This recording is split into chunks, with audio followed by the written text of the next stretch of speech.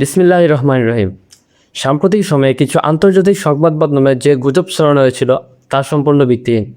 আলহামদুলিল্লাহ, Ayatollah Ali হামিনি সুস্থ আছেন, জীবিত আছেন এবং তার অবস্থান নিয়ে কোনো সন্দেহের অবকাশ নেই।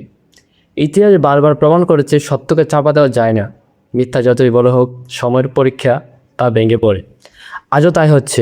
বিভ্রান্তিকর সংবাদ আজ উদ্দেশ্য প্রণীত প্রচারের বিপরীতে বাস্তবতার পরিষ্কার। তিনি নিজের দায়িত্ব আদেশে অবিচল। তিনি এমন এক নেতা যিনি সংকটের মুহূর্ত পিছু হটেন না, বরং দৃঢ়তা ও কৌশলের সঙ্গে পথনির্দেশ দেন।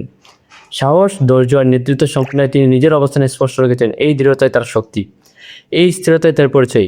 আমাদের কর্তব্য হলো যাচাই করা, তথ্যের উপর দাঁড়ানো, গুজবে কান না দেওয়া এবং সত্যকে সত্য হিসেবে তুলে ধরা। আলহামদুলিল্লাহ, সত্য আজও মাথা উঁচু করে দাঁড়িয়ে আছে।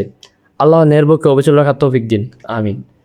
তিনি মৃত্যুর একটা খবর সব সাম্প্রতিক একটা আন্তর্জাতিক সংবাদ মাধ্যমে সবাই পেয়েছিল, যার কারণে এই সংবাদটা উপস্থাপনা হচ্ছিল, কিন্তু এখন তা প্রমাণিত হয়েছে এবং সেই সংবাদ মাধ্যমগুলোতে এবার বলা হয়েছে যে আয়াতুল্লাহ আমিনী খান এখনও জীবিত আছে। আলহামদুলিল্লাহ। সো ভিউয়ার্স, এরকম নতুন নতুন ইন্টারেস্ট ভিডিও পেতে আমাদের চ্যানেলটা সাবস্ক্রাইব করে থাকতে পারেন। ধন্যবাদ।